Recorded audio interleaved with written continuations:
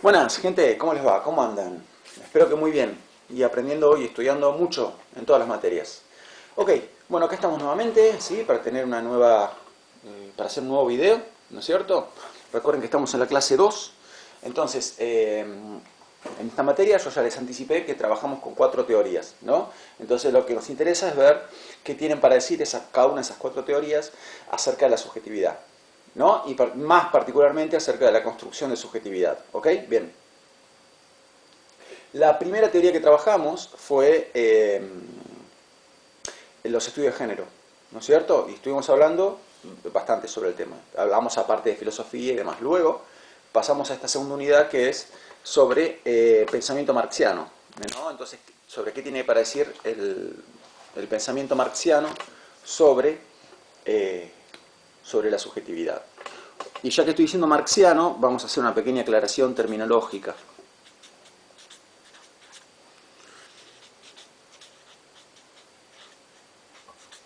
Hoy en día, en general, se usan estas dos palabras de manera diferente, marxiano y marxista, ¿no? ¿Por qué? Porque en general la palabra marxista se reserva para todo lo que tenga que ver con no solo hablar de Marx o explicar Marx, ¿no es cierto?, sino también asumir un compromiso ideológico con lo que dice Marx.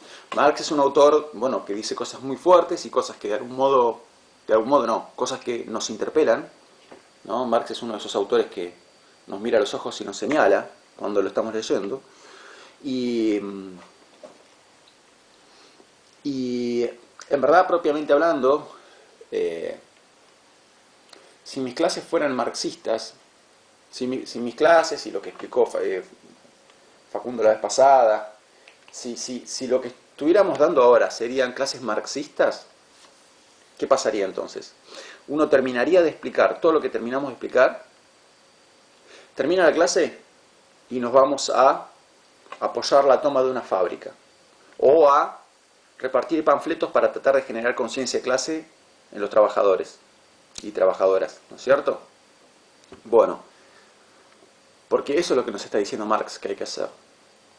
Entonces, eso vendría a ser un ejemplo de la utilización del término marxista. ¿Sí? Vamos a reservar este término para, repito, ¿no? O sea, usar la palabra marxista para referirse a una persona, para referirse a una clase o a lo que sea, tiene un agregado que no tiene la palabra marxiano. La palabra marxista supone un agregado. ¿Qué agregado? El compromiso ideológico asumido con lo que dice Marx. O el compromiso a secas, el compromiso con la lucha de clases. ¿No es cierto? Entonces, en realidad, las clases que estoy dando yo son marxianas, no son marxistas. Porque si fuesen marxistas las clases, yo ahora no seguiría, o sea, después no seguiríamos hablando de otros temas. ¿Por qué? Porque urge llevar adelante la lucha de clases y promover el despertar de la conciencia de clase. ¿No es cierto? Entonces, digamos, sería, si yo dijese que mis clases son marxistas, entonces estaría incurriendo en incoherencia, porque les explico lo muy importante que es que la sociedad cambie, les doy el diagnóstico, que es lo que hizo Facundo la vez pasada, ¿no? Dar el diagnóstico de la sociedad, explicar el origen del problema y explicar cuál es la solución, porque esto es lo que hace Marx, ¿no? Marx hace un diagnóstico de la sociedad, nos dice cuál es la causa de ese problema y cuál es la cura a ese problema. Entonces, ¿cuál es el diagnóstico? Tenemos una sociedad donde hay muchísimas personas que no tienen lo que necesitan. Ok, ¿cuál es el diagnóstico? La división de la sociedad en clases, hay opresores y oprimidos. ¿Por qué? ¿Cuál es la causa? La causa es la propiedad privada de los medios de producción. ¿Cuál es la cura? La colectivización de la propiedad de los medios de producción, o sea, que los medios de producción se pasen de ser propiedad privada a ser colectiva, propiedad colectiva, que los medios de producción se hagan propiedad colectiva, propiedad común, ¿no es cierto? Esta sería la cura.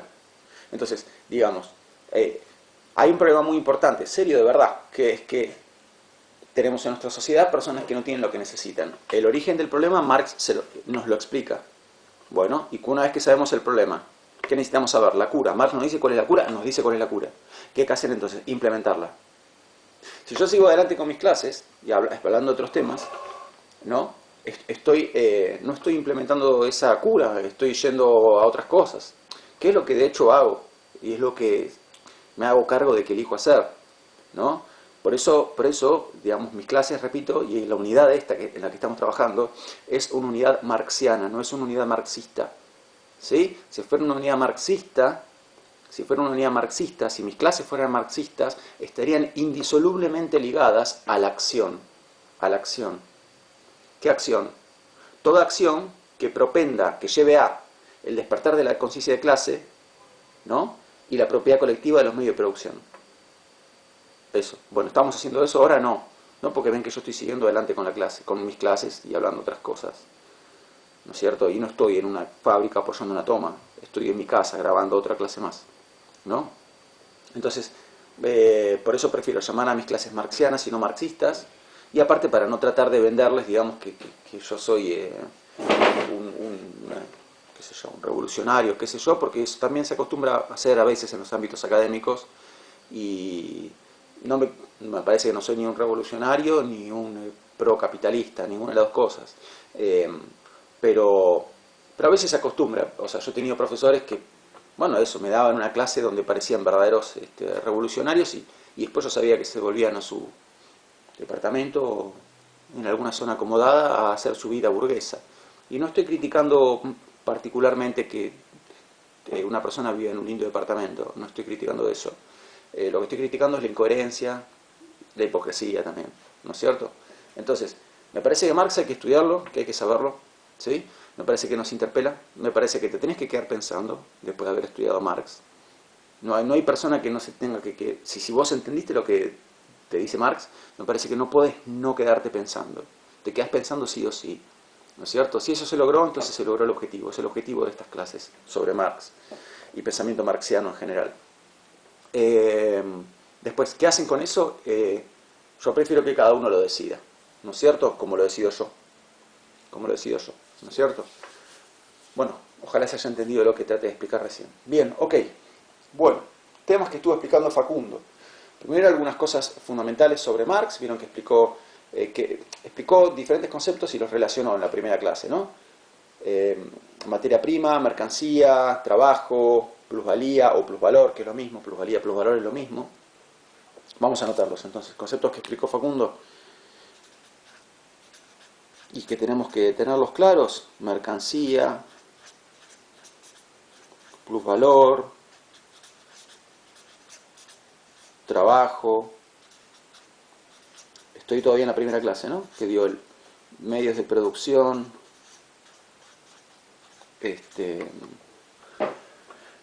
materia prima,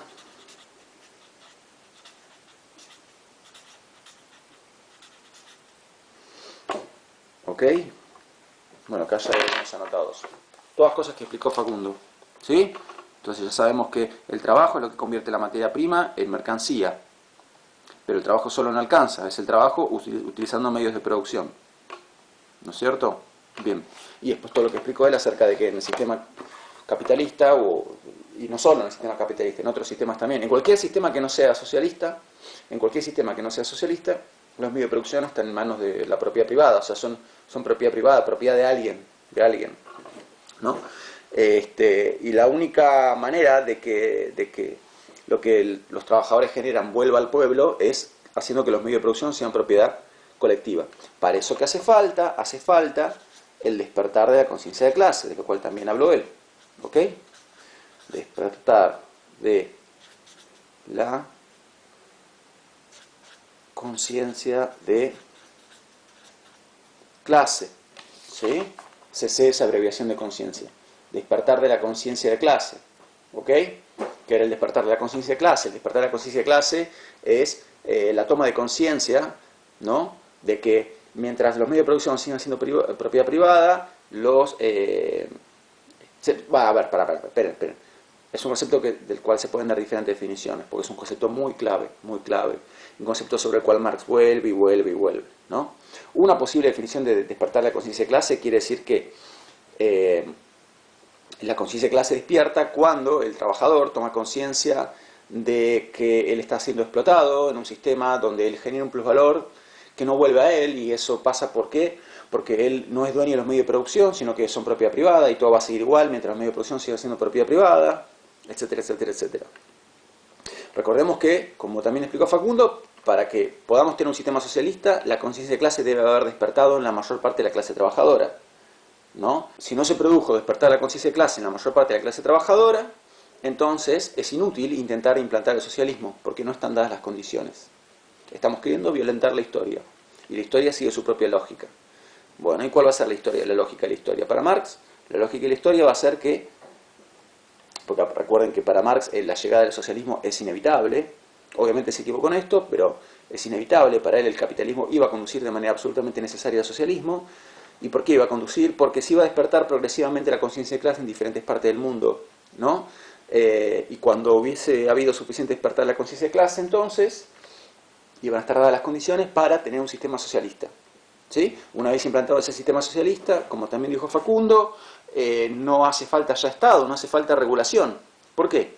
¿Por qué haría falta regulación? Hace falta regulación cuando vos tenés personas que están queriendo aprovecharse de otras. Entonces hace falta implantar leyes, hace falta un Estado, un marco legal para que eso no pase. Pero si vos tenés una masa poblacional donde despertó la conciencia de clase, eso no va a pasar. De manera natural no va a pasar. Porque tenés gente en la que despertó la conciencia de clase. Entonces nadie va a querer explotar a nadie. En una población donde en la mayoría de las personas ha despertado la conciencia de clase, ya nadie va a querer explotar a nadie. Entonces el Estado se va a volver completamente innecesario, ¿no? Y yo iba a decir otra cosa. Clase. Bueno, ya me acordé. Dije que las condiciones tienen que estar dadas para la llegada del socialismo, que el socialismo vaya inevitablemente.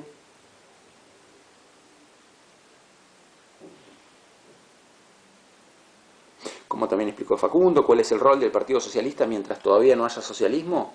El rol va a estar en promover el despertar de la conciencia de clase y apoyar toda medida que lleve a la apropiación de los medios de producción por parte de la clase trabajadora. ¿No es cierto? ¿Sí? El rol del Partido Socialista, atención a esto, no está en hacer la revolución. Esto es otro error común de las personas. Se piensan que Marx sostiene que hay que hacer la revolución. ¿Qué sería hacer la revolución? Tirar abajo un sistema y poner otro en su lugar. Bueno, eso es querer violentar la historia, ¿no? Entonces el socialismo va a llegar naturalmente. No es que no tiene que haber, no es que va a llegar de manera completamente armoniosa. O sea, algo de lío, por así decirlo, va a haber. Pero es inútil, digamos, es inútil intentar una revolución si no están dadas las condiciones para que esa revolución triunfe. Entonces, esas condiciones, ¿qué implican? Implican que haya despertado la conciencia de clase en la mayor parte de la clase trabajadora. Y si despertó la conciencia de clase en la mayor parte de la clase trabajadora, entonces, medio que, digamos, la gran revolución ya no hace falta. Una revolucioncita quizás. Pero vos tenés un 70% de la población, 80%, que ya quieren un sistema socialista. Entonces ven que se vuelve innecesaria la gran revolución, en teoría. ¿Sí? Esto siempre en teoría, en teoría. Bueno, bien, ¿qué más? Pucha, hay una idea. Yo seguí hablando, y había una cosita que iba a decir. Y se me escapa, che. Se me escapa. Pero bueno, mientras tanto sigo hablando.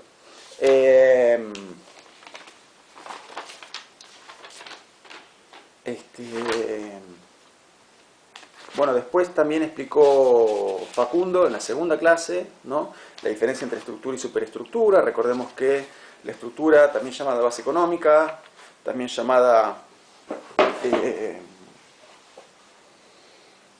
estructura, base económica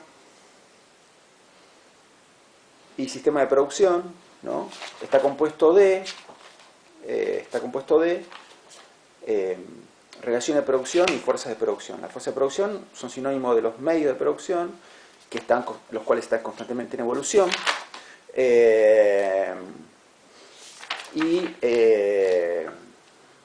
y la sociedad se desestabiliza cuando las relaciones de producción no ofrecen a las fuerzas de producción el marco necesario para que se desplieguen. ¿No es cierto? Las relaciones de producción son las relaciones que vinculan entre sí a las personas que forman parte del proceso productivo. ¿No es cierto? Entonces, un ejemplo, muchas cosas de Marx se entienden si ustedes piensan en la revolución industrial y la revolución francesa. ¿no? La revolución industrial implica un cambio en la base económica de la sociedad, un cambio en el sistema de producción. ¿Por qué? ¿Por qué? Porque cuando llega la revolución industrial hubo un salto en la fuerza de producción. ¿Qué aparece en la revolución industrial? La máquina de vapor. La máquina de vapor. Entonces eso cambia abismalmente la manera en que se produce. Entonces, con la llegada de la máquina de vapor se produjo un salto repentino en la fuerza de producción. ¿Ok? ¿Y qué pasa con las relaciones de producción? Las relaciones de producción quedaron rezagadas. ¿Sí? Las relaciones de producción siguen siendo relaciones de producción feudales, de la época del feudalismo. Tienen que ayornarse las relaciones de producción. ¿Por qué? Porque ¿qué hace falta para que la máquina de vapor produzca? Hace falta una fábrica. ¿Y la fábrica qué tipo de relaciones de producción exige? Capataz, operarios, este modo de relación. Empleador-empleados. Bueno, el sistema feudal, ¿brinda eso? No, no brinda eso. Brinda un sistema que ya a esa altura está obsoleto. ¿Cómo se producía en el sistema feudal? Pues tenían los campesinos que pertenecían a un feudo. El señor feudal, digamos, tiene poder total sobre esos campesinos. Los campesinos están obligados a trabajar. Tenés algunos trabajadores manuales, sastres y demás. Y el señor feudal regentea su feudo, ¿no? Y envía la mayor parte de la rentabilidad del feudo y de la cosecha al rey, ¿no es cierto? Y tiene una relación de contrato con el rey, el señor feudal, y etcétera, etcétera, etcétera. No me interesa mucho meterme en esto. Lo que quiero decir es, las relaciones de producción son los vínculos que hay entre las personas que forman parte del proceso productivo. Las relaciones de producción son las relaciones que vinculan entre sí a las personas que forman parte del proceso productivo. Bien, bien. ¿Qué relación de producción tenés en el sistema feudal? Tenés señor feudal y una masa campesina, que está en una situación que es equivalente a la esclavitud en relación con el señor feudal. Bueno, esas relaciones de producción no sirven para hacer funcionar una fábrica. Y la fábrica ya llegó, porque llegó la máquina de vapor. Entonces, ¿qué hace falta? Hace falta nuevas relaciones de producción. Entonces, fíjense que las fuerzas de producción pegaron un salto y las relaciones de producción necesitan ayornarse. Las relaciones de producción feudales no sirven para que la máquina de vapor produzca, para que la fábrica funcione. Entonces, las relaciones de producción, que viene a ser algo así como un sinónimo de relaciones laborales, en un sentido muy amplio, tienen que ayornarse. ¿Por qué? Porque hace falta que las relaciones de producción brinden el marco adecuado para que las fuerzas de producción se desplieguen. Entonces, ¿cuál es el marco adecuado para que la fábrica funcione? La relación empleador-empleados, dueño, capataz, encargados y operarios de fábrica. Hace falta eso, pero el sistema feudal no brinda eso. Entonces, estos desfasajes son los que producen crisis en las sociedades. Que las fuerzas de producción peguen un salto y dejen rezagadas a las relaciones de producción implica crisis social, ¿no? Y cuando hay crisis social, esa crisis lleva ¿a qué?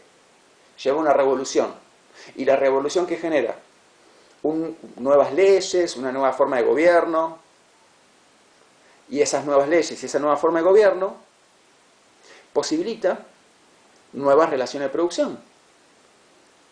Entonces, revolución industrial, salto en la fuerza de producción, ¡pac!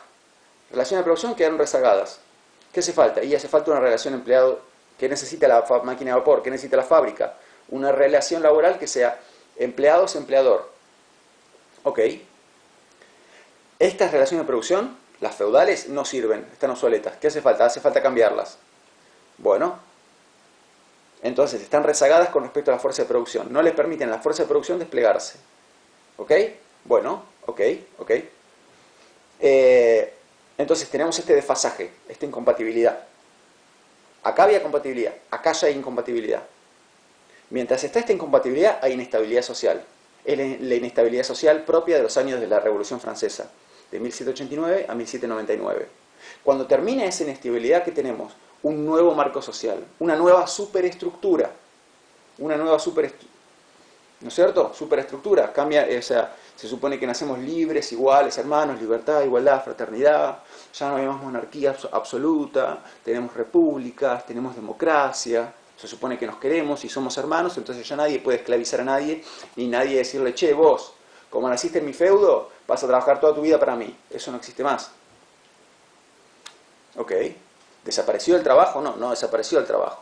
Pero ahora la gente que trabaja en su carácter de persona libre. ¿Y cómo se llama una persona libre que trabaja? Se lo llama empleado. ¿Y qué le vende el empleador? Su trabajo. ¿Y el empleador con qué le paga? El empleador decía, ¿con qué le paga? Con salario. Bueno, esas son las relaciones de producción que la fábrica y la máquina de vapor necesitan. Esas son las relaciones de producción que se producen al final del proceso revolucionario de la Revolución Francesa. Entonces, si tenemos Revolución Industrial y Revolución Francesa, ¿cuál es consecuencia de cuál? Desde el punto de vista de Marx, la Revolución Francesa es consecuencia de la Revolución Industrial, porque la Revolución Industrial hizo que las fuerzas de producción pegaran un salto, fuerza de producción o medio de producción pegaran un salto y dejaran atrás a las relaciones de producción. Bien, tuvieron que hacer un largo camino para ayornarse. Ese largo camino es todo el largo camino de la Revolución Francesa. Si no fuese, desde el punto de vista de Marx, si no fuese por el salto que implicó la máquina de vapor, por el salto que se produjo en las fuerzas productivas, no se hubiera generado esa inestabilidad social y hubiéramos tenido otros 1000 años de Edad Media. Porque justamente, si algo caracteriza la Edad Media, es la gran estabilidad social que hay. Y con estabilidad social no me refiero... Con estabilidad social no me refiero a una sociedad feliz, una sociedad donde nadie explota a nadie, no, para nada. Durante los 1000 años que duró la Edad Media, hubo explotación todo el tiempo. El campesinado todo el tiempo estuvo trabajando para reyes y señores feudales y qué sé yo, y diversos opresores. Pero digamos, lo que se llama propiamente crisis social, una sacudida general de la sociedad que dé vuelta a la sociedad como un guante, como lo hizo la Revolución Francesa, no hubo. ¿Cuándo llega la Revolución Francesa? Cuando se produce un salto en las fuerzas de producción. Y ese salto se llama máquina de vapor. Máquina de vapor. Entonces, repito, ¿no? Con la Revolución Industrial se produce un salto en la fuerza de producción, las relaciones de producción quedan rezagadas, deben ponerse a ritmo con las fuerzas de producción, y esto solamente se logra merced a costa de, crisis, revolución y finalmente la implantación de un nuevo sistema, la instauración de un nuevo sistema. Este nuevo sistema, que es el sistema social una vez que terminó la Revolución Francesa, este nuevo sistema brinda las relaciones de producción necesarias. ¿Para qué? Para que las fuerzas de producción puedan funcionar adecuadamente. Entonces, hasta que apareció la máquina de vapor, mientras todavía estamos en la Edad Media, tenemos acople, compatibilidad entre las relaciones de producción y las fuerzas de producción. Se inventa la máquina de vapor, salto de las fuerzas productivas, crisis social, inestabilidad social. Ok, 10 años de inestabilidad social, de 1789 a 1799. Finalmente, hay nuevamente estabilidad social. ¿Pero por qué hay nuevamente estabilidad social? Porque, desde una lectura humanista, porque aprendimos que la monarquía está mal. Desde un punto de vista, si se quiere, ingenuo, hay un nuevo sistema. ¿Por qué? Porque aprendimos que las monarquías absolutistas son aberrantes. Que la idea de que puede haber un rey todopoderoso al cual todos tenemos que obedecer es una idea aberrante que tiene que desaparecer de una vez para siempre. Eso desde un punto de vista ni siquiera humanista, medio ingenuo, me atrevo a decir. Ahora, en la mirada marxiana, ¿por qué se produce ese nuevo sistema? Recuerden que para Marx todo hay que leerlo en clave económica. Entonces, ¿por qué se produce ese nuevo sistema? Porque hacía falta actualizar las relaciones de producción. Entonces, ese nuevo sistema, ese sistema republicano, ese sistema democrático, ese sistema donde todos somos ciudadanos y somos iguales ante la ley, brinda las relaciones de producción necesarias para que la máquina de vapor, la fábrica, estas nuevas fuerzas de producción puedan funcionar a todo lo que da. Les ofrecen el marco adecuado a las fuerzas de producción. Ese nuevo sistema, repito, es el que genera relaciones de producción nuevas. No estas, sino estas. Relaciones de producción adecuadas para el despliegue de estas fuerzas de producción. Entonces, nueva estabilidad social. Nueva estabilidad social no significa que todo anda bien. Y ahora me acordé de lo que iba a decir, ya lo digo. Nueva estabilidad social no significa que todo anda bien. justamente la revolución, lo que generó la revolución industrial fue una pobreza extrema, porque las fuentes de trabajo se redujeron abismalmente. Antes, para fabricar 400 tornillos tenías que tener, no sé, invento, ¿no? Pero tenías que tener 10 tipos trabajando una semana. Bueno, y ahora para fabricar 400 tornillos, no, en 2 horas la máquina de vapor te lo fabrica. Lo que tienes que hacer es tirarle leña y aceitarlo. Y ya está, te lo larga en 2 horas. ¿Me entienden? Entonces se achicaron drásticamente la fuerza de trabajo, aumentó drásticamente la pobreza, se produce una migración, bueno, esto si quieren lean de historia que van a aprender, yo no sé mucho, es limitado lo que sé, pero se produce una migración hacia las ciudades, ¿no? Como siempre que la cosa anda mal, la gente de la periferia migra hacia la ciudad, porque en la ciudad hay más trabajo. Sí, hay más trabajo, pero no tanto como el que había, o sea, quiero decir, no tanto como el que había, mucho menos que lo que había 15, 20 años atrás, 30 años atrás. Entonces, la pobreza aumenta todavía más. O sea, en la ciudad hay menos trabajo y más pobreza. Y encima, la gente de la periferia migra hacia la ciudad a buscar trabajo. Con lo cual la ciudad se llena más de gente que no tiene lo necesario, gente que vive en la pobreza. ¿Por qué? Porque faltan fuentes de trabajo. ¿Por qué? Porque la máquina de vapor hace el trabajo de muchas personas, ¿no? Y ahora, ¿a qué quería llegar yo? ¿Por qué? ¿Por qué Marx tiene la convicción, ¿no? La convicción de que atrás del socialismo, atrás del capitalismo, el capitalismo industrial, ¿no? El capitalismo de la revolución industrial, el capitalismo del siglo XIX, porque Marx vivió en el siglo XIX, ¿no? Marx nace en 1818 y muere en 1883, ¿sí? Es netamente un hombre del siglo XIX. Entonces, para Marx, el capitalismo, y cuando él habla de capitalismo se está refiriendo al capitalismo industrial, ¿no? A este capitalismo del que les estoy hablando. Para él, atrás de eso viene el socialismo inevitablemente. Inevitablemente la historia va a traer el socialismo. Ok, a lo cual uno le podría decir, Marx, ya esto es lo que yo me había olvidado decir antes, Marx, si vos me estás diciendo que desde siempre existió la división entre opresores y oprimidos, lo que cambia en todo caso es la versión, ¿no? Porque para Marx no es que a partir de la revolución industrial hay opresores y oprimidos, siempre hubo opresores y oprimidos. Fíjense que yo antes les hablaba del sistema feudal, de Edad Media, donde también había opresores y oprimidos. Pero los oprimidos no eran operarios de una fábrica, sino que eran los campesinos. Y en la época de Grecia, sí, los oprimidos eran los esclavos. Y en la época de Egipto también los esclavos. Entonces siempre hay opresores y oprimidos. Y en el Paleolítico también. Porque el opresor era el brujo que hacía una supuesta brujería en la cueva para que los demás fueran a cazar un toro, ¿no? Bueno, 10 iban a cazar un toro, 3 quedaban muertos y 7 volvían con el toro para comerlo. Bueno, ahí tenés opresores y oprimidos, ¿no? ¿Vieron las pinturas rupestres donde siempre se representa una escena de cacería? Bueno, ahí tienen el engaño del supuesto brujo, ¿no? Para hacerle creer a los demás que al toro lograron cazarlo gracias a que él hizo la brujería. Es mentira que al toro lograron cazarlo gracias a que él hizo la brujería. Es todo un engaño, ¿para qué? Para él quedarse en la cueva, abrigadito, cuando los demás van a buscar al toro. Cuando finalmente vuelven con el toro para comerlo, 3 murieron en el camino, murieron luchando contra el toro, o murieron por lo que sea. El brujo les muestra la pintura y le dice, bien, mi brujería funcionó. Lo cazaron gracias a mi brujería. Digo, ven que viene desde la edad de piedra, viene esta división de opresores y oprimidos. Y una pequeña cantidad de gente que está muy bien a costa de que otros pongan el lomo, bajen el lomo y trabajen, arriesguen su vida, etcétera, etcétera.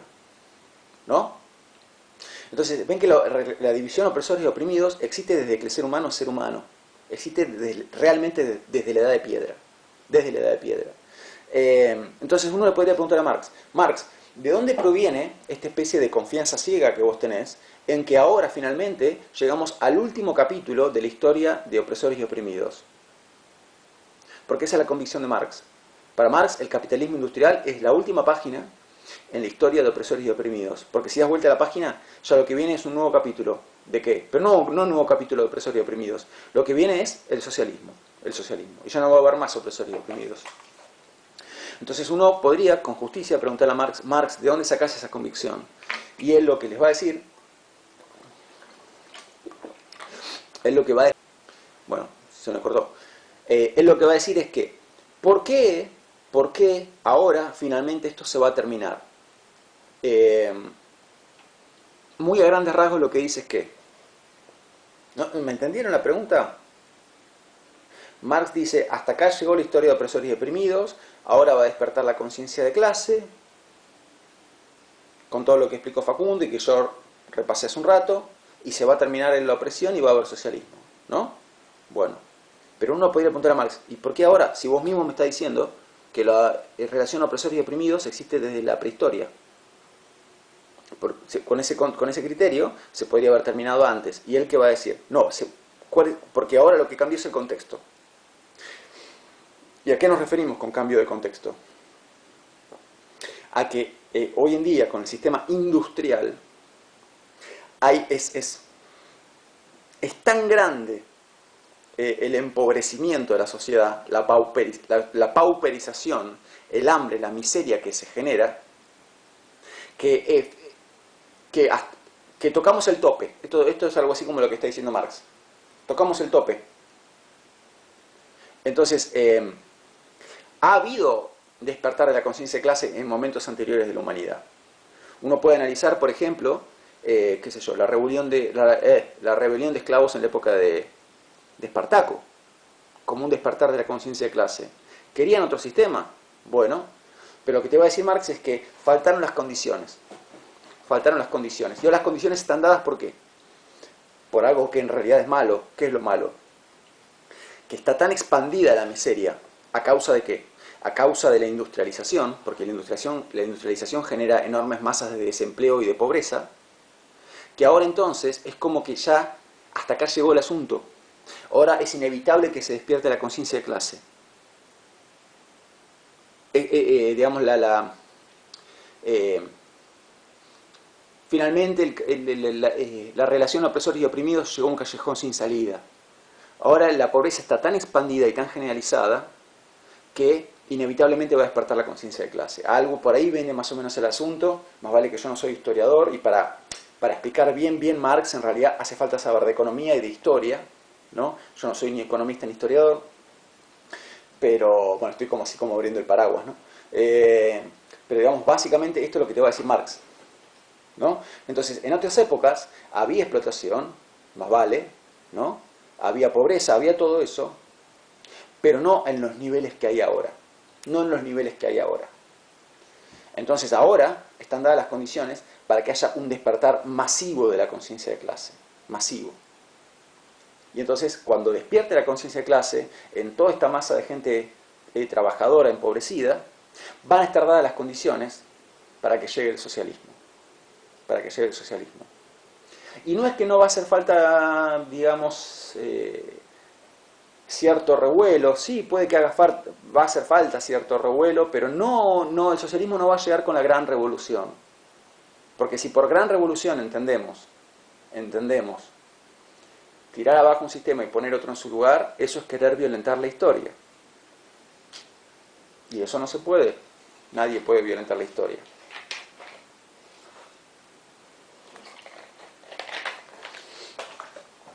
Bueno, luego, en relación con cosas que explicó Facundo sobre la superestructura y la estructura, ¿no? Es fundamental que ustedes entiendan que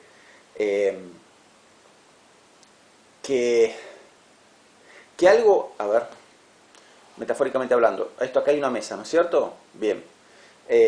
Y yo, no sé, este fibrón lo pongo ahora arriba de la mesa. Ok, capaz ni lo ven en la cámara, pero que, a ver. ¿Cómo hago para inventar un ejemplo? Vamos a hacer así. Tomamos este cuaderno, ¿sí? Ok, bien. Yo pongo el fibrón arriba del cuaderno. Bien. Hay una cosa arriba de la otra, ¿no? ¿Yo puedo mover el fibrón sin que se mueva el cuaderno? Sí. Y si yo muevo el cuaderno, ¿qué pasa? Inevitablemente se mueve el fibrón. Bueno, esta es la relación que hay entre la estructura y la superestructura. La estructura es lo que está abajo, la superestructura es lo que está arriba. ¿No es cierto? Entonces cuando cambian las cosas en la estructura, o sea, en la base económica de la sociedad, inevitablemente se producen cambios en la superestructura. Ahora, cambios en la superestructura no necesariamente implican cambios en la estructura. O sea que la flecha del cambio va de abajo para arriba. De abajo para arriba. ¿No es cierto? Entonces, ¿qué tenés arriba? ¿Qué tenés en la superestructura? ¿No? Tenés la religión de una sociedad, las leyes de una sociedad, la forma de gobierno de una sociedad, la filosofía de una sociedad, el arte de una sociedad. A eso Marx lo llama, a las leyes de una sociedad las llama formas jurídicas, a la forma de gobierno de una sociedad las llama formas políticas, a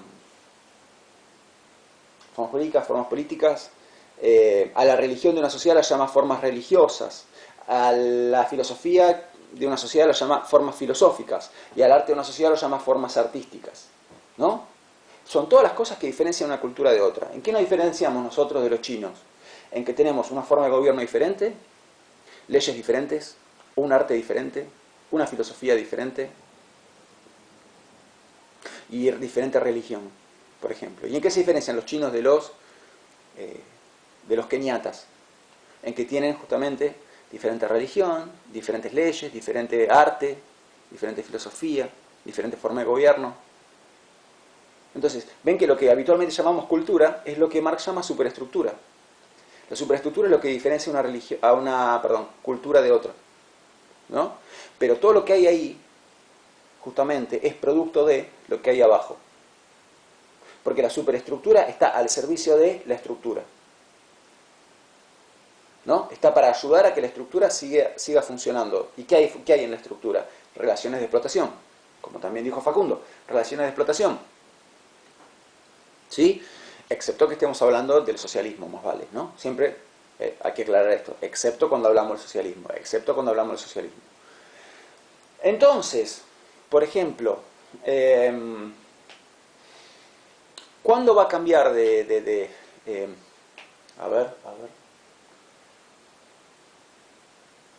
¿Qué pasa con la revolución industrial? ¿No? Se sacude la estructura, la base de la sociedad, la base económica de la sociedad europea. Como consecuencia, ¿qué pasa? Hay todos cambios arriba. Cambian las leyes, cambia el arte, cambia la forma de gobierno, cambia la filosofía, cambian un montón de cosas.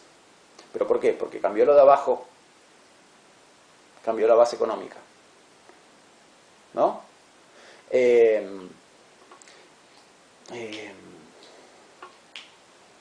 Bueno, y tengo más ejemplos para dar, pero antes me los guardo para la siguiente clase porque la siguiente clase va a ser sobre hermenéutica.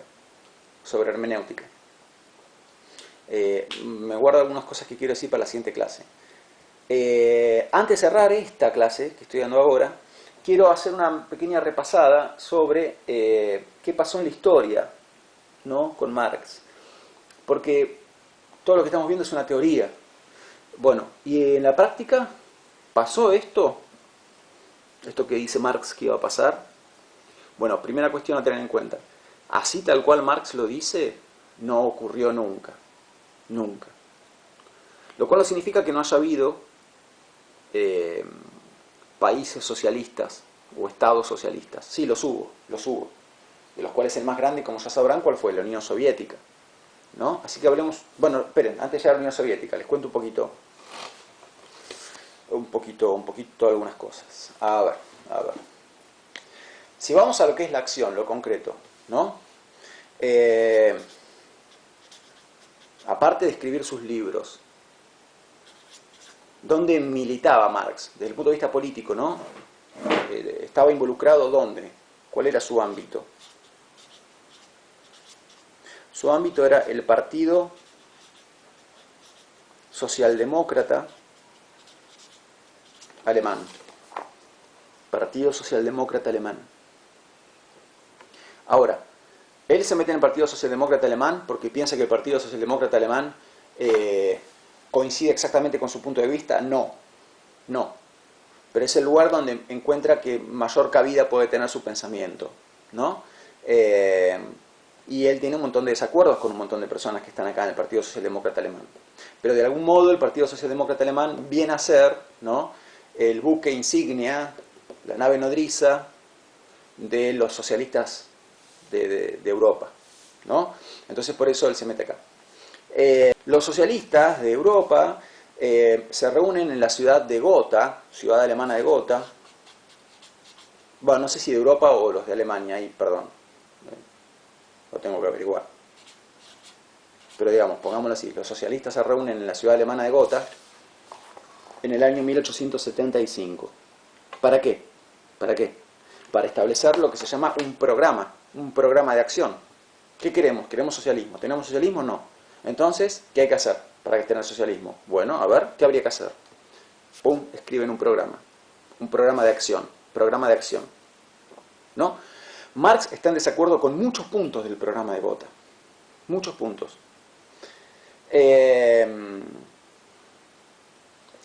¿Y qué hace él?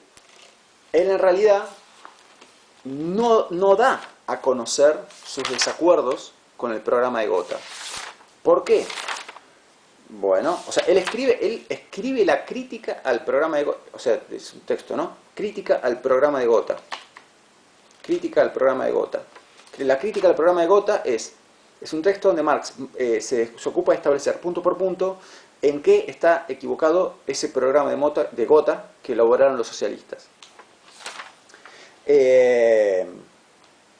Los socialistas que se reunieron en aquella oportunidad. Ahora, él escribe esta crítica, ¿no?, y no la da a conocer. No la da a conocer. A lo cual uno se puede preguntar, ¿por qué no la da a conocer? Bueno, no la da a conocer porque en realidad él teme, ¿no?, que si él da a conocer esos errores que para él está cometiendo que para él hay en el programa de Gotha, entonces se puede llegar a producir una ruptura, un quiebre, una división dentro del movimiento socialista. Entonces él prefiere, digamos, pagar el precio de no publicarla, pero de esa manera ayudar a que el movimiento socialista se mantenga, digamos, unido, ¿no es cierto? Bien, ahora,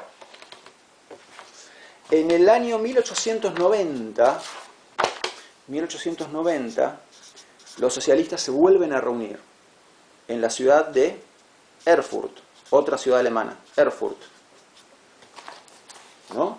Y elaboran, ¿qué cosa? El programa de Erfurt. Para entonces Marx ya falleció. Yo le dije que fallece en el 83. Bueno, Engels, que era estrecho colaborador de Marx, Engels, ¿no?, lleva a esta reunión la crítica que había hecho Marx al programa de Gotha. Entonces, el programa de Erfurt está hecho teniendo en cuenta las críticas que había hecho Marx al programa anterior, al programa de Gotha. Y teniendo en cuenta esas críticas, se elabora el programa de Erfurt, con Marx ya fallecido, ¿no? Y el programa de Erfurt va a ser, digamos, el programa oficial de los socialistas hasta más o menos la Primera Guerra Mundial.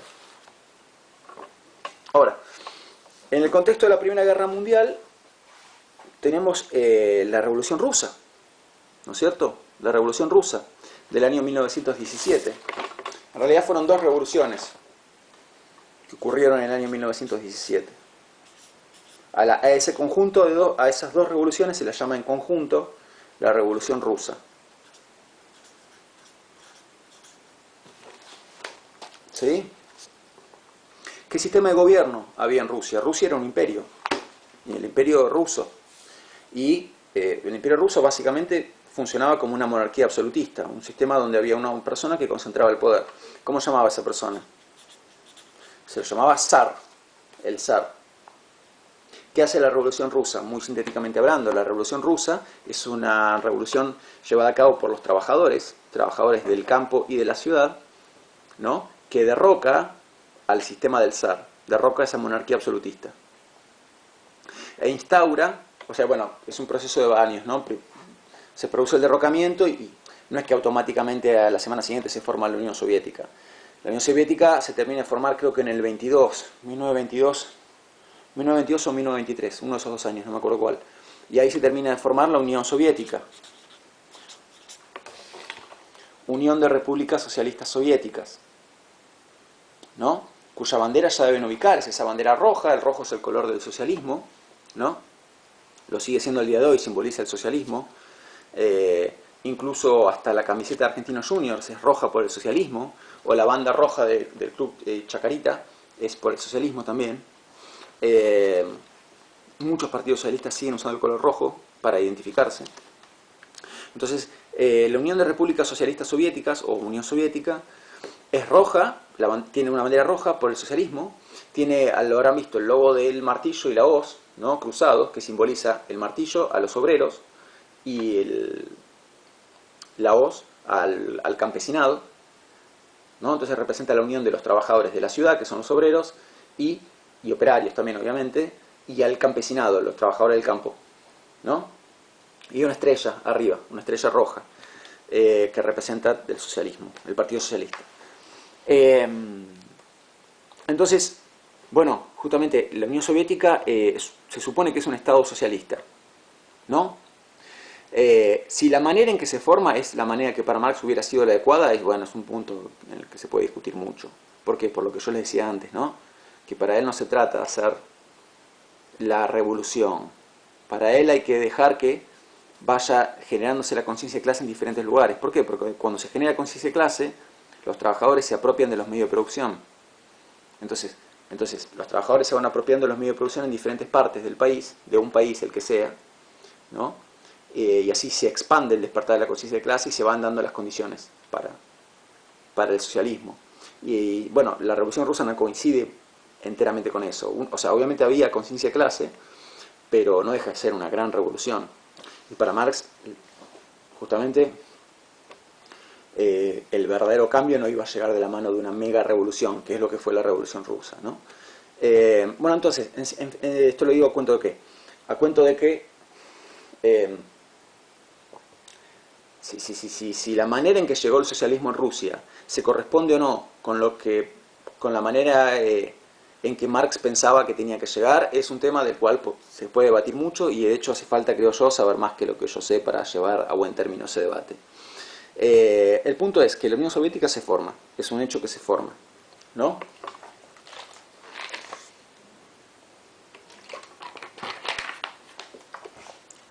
Y es verdaderamente socialista en muchos aspectos, por lo menos al principio, ¿no?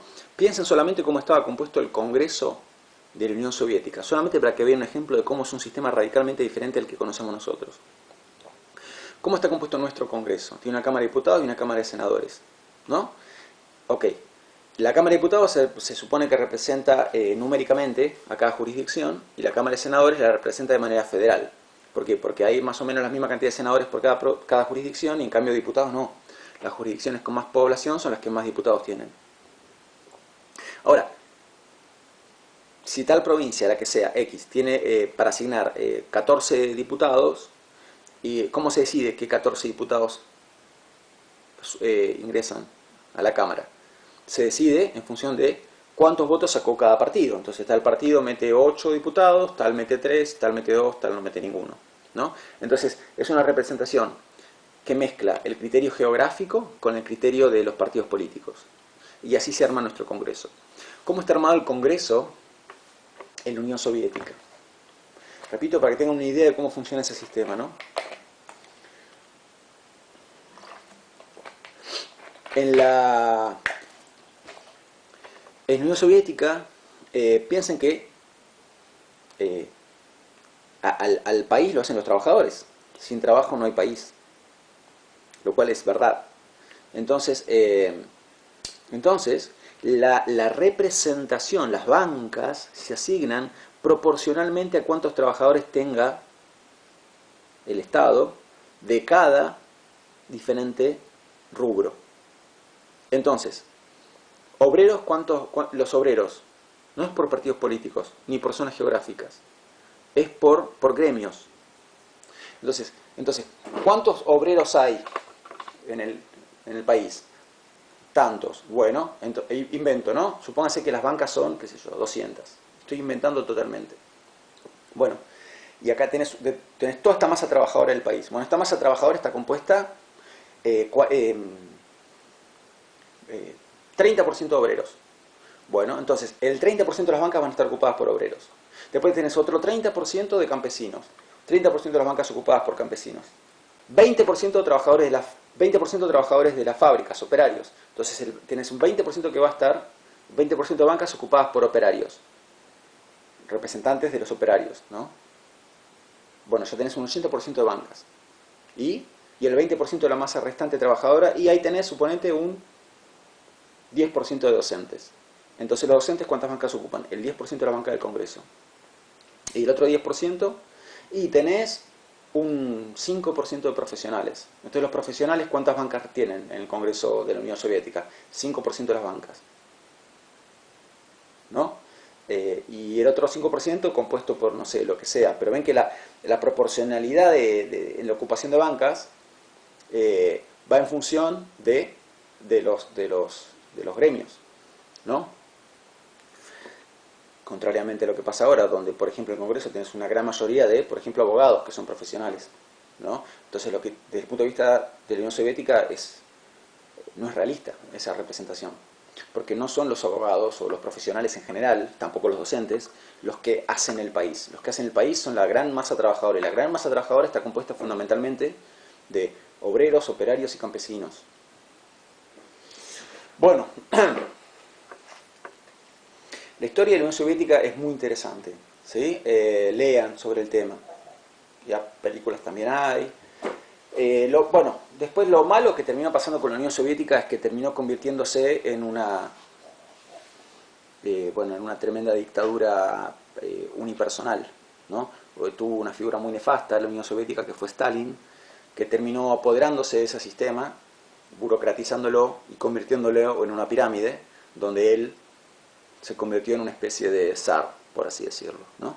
Entonces, después, si eso significa que fracasó el socialismo en todo el mundo, que se demostró que el socialismo falla, es un cuento que algunos sostienen, es una versión de las cosas. Algunos piensan que el fracaso de la Unión Soviética, porque no existe más, hoy en día Rusia volvió a ser Rusia, ya no es más la Unión Soviética. Digamos, si la caída de la Unión Soviética representa el fracaso del socialismo en general, la demostración de que el socialismo como sistema no funciona, es una manera de ver las cosas. Uno puede pensar a su vez que fracasó por determinadas razones. Digo, pero no. Bueno, yo por lo menos soy partidario de no creer que fracasó porque el socialismo estaba destinado a fracasar, ¿no? Fracasó por diferentes razones. Y pasaron muchas cosas feas en la Unión Soviética, de eso no cabe ninguna duda, pero muchas de las cosas feas que pasaron tienen que ver con esta figura, ¿no? Stalin. Bueno, después, otras experiencias socialistas hubo también, ¿no? Está la experiencia socialista de Cuba, la experiencia socialista de Alemania Oriental, que ya no existe más tampoco, ¿no? Alemania está unificada hoy en día. Está China también hoy en día. Lo que pasa es que, bueno, China es más socialista que un país como Estados Unidos, claramente, pero si lo miramos con detenimiento, China no deja de ser una especie de capitalismo estatal. Entonces, que el Estado regule un montón de cosas no significa que vivamos en socialismo, ¿no? Y que haya montones de empresas que pertenecen al Estado tampoco significa que vivamos en socialismo. El socialismo pasa por esas cosas que Marx dice, ¿no? Entonces, vuelvo a decir, estados socialistas, estados con el rojo en su bandera, como China, como la Unión Soviética, ¿no? O aunque no tengan el rojo, como Cuba, que también tiene el rojo igual, pero bueno, no es toda la bandera, hubo y hay.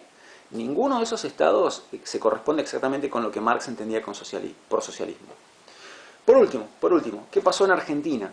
Hacia fin del siglo XX, un pensador argentino al que yo me gustaría confesar que le tengo un gran respeto, que es Juan Bautista Justo, que le da nombre a diferentes avenidas del país y que algún día me gustaría ver en los billetes. Juan Bautista Justo es el padre del socialismo en Argentina, ¿no es cierto? Está en el Partido Socialista de Argentina desde su misma fundación, ¿no? A fines del siglo XIX.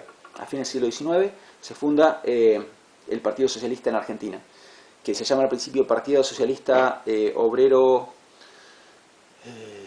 Argentino y después Partido Socialista Obrero Internacional, o al revés, no me acuerdo, PSOA. Era PSOA y PSOI. Partido Socialista Obrero Internacional, Partido Socialista Obrero Argentino. No me acuerdo cuál de los dos nombres venía primero. Luego tengo por acá.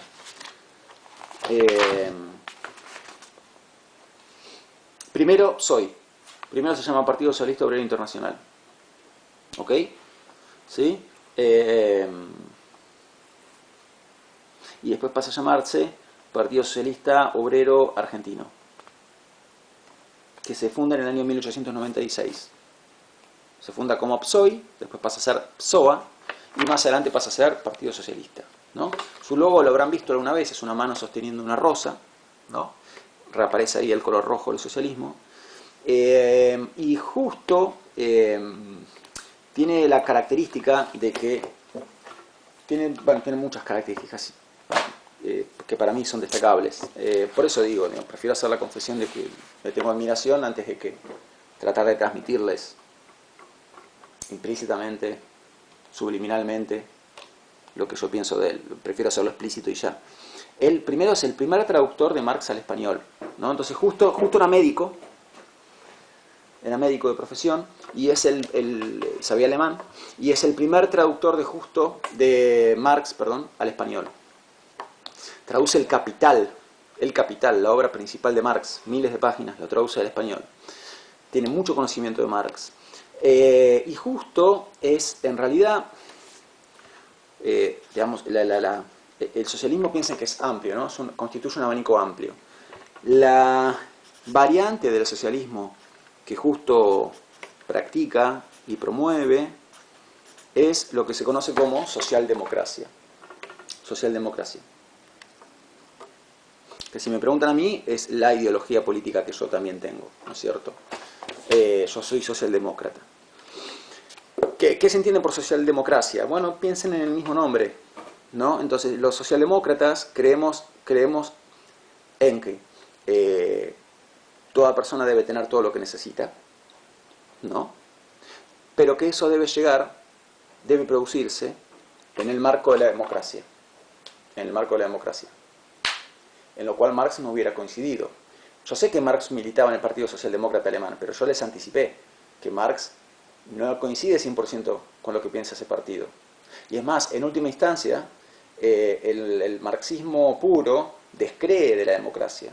Para el marxismo puro, la democracia en realidad va de la mano del capitalismo, que no deja de ser verdad, ¿no? La democracia es la cara política del capitalismo y el capitalismo es la cara económica de la democracia. Eso es un hecho, yo no lo estoy negando. No lo estoy negando. El tema es que si la alternativa a eso, ¿no?, es un sistema autoritario, bueno, ahí yo, Pablo Nieto, y Justo, como ven también, Justo no cede. La libertad no se negocia. Yo pienso así. Cada uno examine y piense cómo piensa. Traten de darse cuenta de cómo piensan. No sé, a mí me ha pasado con una persona de tener este tipo de conversación y tirar de la cuerda y llevar la conversación hasta sus últimas consecuencias. Y bueno, la persona me terminó diciendo que con una mujer estaba conversando. Y me dijo, bueno, está bien, porque para vos la libertad es un valor que está arriba de todo. Para mí no. Bueno, uno puede pensar que la libertad es un valor que está arriba de todo o no, que es innegociable o no. Para mí es innegociable. Y para que la libertad se mantenga innegociable necesitamos un sistema democrático, ¿no? Pero el sistema democrático, el problema que trae aparejado es que puede favorecer el capitalismo salvaje, la concentración de riqueza, la explotación. Bueno, ¿cómo se hace para que no pase eso? ¿Cómo se hace para que no pase eso? La manera en que se contrarresta eso es con un Estado con políticas socialistas. ¿no? Entonces lo que promueve la socialdemocracia es una economía mixta. O sea, tenemos democracia, tenemos libre, en una socialdemocracia, ¿no? Tenemos democracia, desde el punto de vista económico, hay un libre mercado, pero para que ese libre mercado, ese libre capitalismo, no genere explotación y miseria, corresponde al Estado la obligación, corresponde al Estado la obligación de lograr que las cosas fundamentales sean accesibles para cualquier persona. Por ejemplo, ¿cómo? Por ejemplo, poniendo una cadena, a ver, suponete, en una socialdemocracia, ¿no? ¿Podés tener un Alfredo Coto, millonario, con una cadena de supermercados? ¿Podés? ¿En un socialismo puro no? No, eso es imposible. En una socialdemocracia eso es posible. Y si a Alfredo Coto se le canta poner el paquete de fideos a 8.000 pesos, si quiere lo puede hacer en una socialdemocracia. Pero ¿qué pasa en una socialdemocracia? El propio Estado toma a su cargo la obligación de ¿qué? De poner un circuito paralelo de supermercados. Y esto existió en el país, se llamó Supercop. Menem lo hizo pelota. Hizo pelota el Supercop, hizo pelota el Hogar Obrero, muchas cosas. Sí, existió, se llamó Supercop. Entonces, ¿qué era el Supercop? Era una cadena paralela de supermercados donde toda la mercadería estaba accesible al precio al cual podía acceder el trabajador con su sueldo. O sea, todo estaba a un precio tal que una persona de clase trabajadora con un sueldo promedio de lo que gana un trabajador puede comprar todo lo necesario. O sea, está todo mucho más barato. Y de esa manera a nadie le falta nada que necesite. Eso, más hospitales públicos, más un montón de cosas. Hoy en día hay iniciativas que van medio por ese lado, los precios cuidados y demás. Lo que pasa es que en una socialdemocracia el Estado toma mucho más a su cargo esta responsabilidad. Por ejemplo, con un circuito entero de supermercados paralelos, ¿no? Bueno, por eso creo en esto. Porque creo que a nadie le debe faltar nada, ¿no? Y a la vez creo que debemos vivir en libertad. Por eso creo en la socialdemocracia, por eso soy socialdemócrata. Y Juan B. Justo, que fue el principal referente del socialismo en Argentina, y lo sigue siendo, ya fallecido, digamos, pero lo sigue siendo, justamente creía en la socialdemocracia. La socialdemocracia. Ojo, la socialdemocracia, digamos, es vulnerable, se le pueden hacer muchas críticas, muchas críticas. Un socialista más puro podría venir y decirme, bueno, pero en definitiva eso sigue abriendo el camino a que haya concentración de riqueza. Eso no impide la explotación. Ven que es complicado el asunto, ¿no? Por ejemplo, ¿cómo se resuelve en una socialdemocracia una huelga? Revisando las condiciones de trabajo de los trabajadores, ¿no? Entonces, ¿qué es lo que hizo Justo? Justo logró el partido socialista que él fundó, logró muchas cosas. Logró cosas que no existían. El feriado del domingo para los obreros, obra social, todas esas cosas que no existían. El voto femenino del socialismo lo promovió desde el principio. Décadas después, Eva Perón, yo peronista no soy claramente, Eva Perón logró sacó el voto femenino porque bueno, había diferentes condiciones y demás, y una admiración por su figura que le permitió sacar el voto femenino. Pero el voto femenino no es algo que se le ocurrió a Eva Perón. Hacía décadas que los socialistas venían luchando por el voto femenino, ¿no es cierto? Entonces, ¿yo de qué estaba hablando?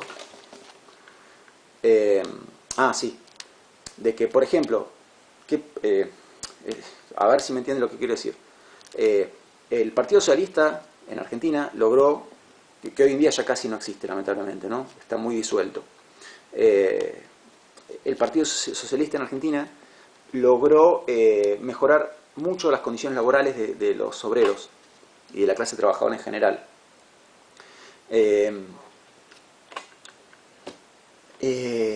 Pero si uno lo mira de esto desde el punto de vista del socialismo puro, uno puede pensar, o sea, a ver, Marx, ¿qué diría? Marx diría, ok, pero no estás arrancando el mal de raíz. ¿Qué es arrancar el mal de raíz? Que los medios de producción sean propiedad colectiva. Y Justo no buscaba que los medios de producción fuesen propiedad colectiva. Los socialdemócratas no buscan eso. No lo buscamos, porque entonces ven que me incluyo, ¿no? Eso es cambiar el sistema de raíz. Bueno, de lo que se promueve en la socialdemocracia es siempre una mejoría en las condiciones. Si uno lo mira desde el punto de vista del socialismo puro, mejorar las condiciones no significa erradicar la explotación. ¿Ven? Como tiene un punto débil, ¿no es cierto? Lo que pasa es que ese cambio del sistema de raíz, o sea, para que los medios de producción sean propiedad colectiva, inevitablemente se paga el precio de la pérdida de la libertad. Lo que hay es un autoritarismo, una dictadura. Y en definitiva, eso termina generando concentración de poder. Volvemos a lo que no queríamos. Volvemos a una especie de monarquía absolutista, ¿no? Concentración de poder y pérdida de la libertad por parte de los individuos. Los individuos pierden libertad. Bueno, qué sé yo. Es como muy imposible hablar de estos temas sin que se termine trasluciendo lo que uno piensa. Por eso terminé explicándoles, ¿no? Arrancamos repasando cosas de lo que dijo Facundo, nos fuimos a la historia del socialismo, nos fuimos al socialismo en Argentina, nos fuimos a Justo, les dije lo que pienso de Justo, les dije lo que pienso de la socialdemocracia, porque prefiero hacerlo explícito antes que mantenerlo oculto. Y bueno, saquen ustedes sus propias conclusiones y no se queden tampoco con lo que yo les dije. Yo descubrí a Justo porque leí y no me quedé con lo que otros me decían. Tampoco se queden con lo que yo digo. Busquen, averigüen, lean, ¿sí? La verdad siempre está en los libros, así que vayan a los libros a buscar. ¿Ok? La clase de hoy termina acá. La clase que viene vamos a hablar del concepto de hermenéutica. La unidad de Marx sigue. Tenemos también más autores dentro de esta unidad. Pero vamos a hacer en el medio tenemos que hablar de un concepto que nos va a venir bien, que es el concepto de hermenéutica, ¿no? Así que hermenéutica y hermenéutica de la sospecha, que son dos cosas parecidas pero diferentes. Sobre eso va a ser la clase que viene. ¿Ok? Nos vemos la próxima. Les mando un abrazo grande. Chao.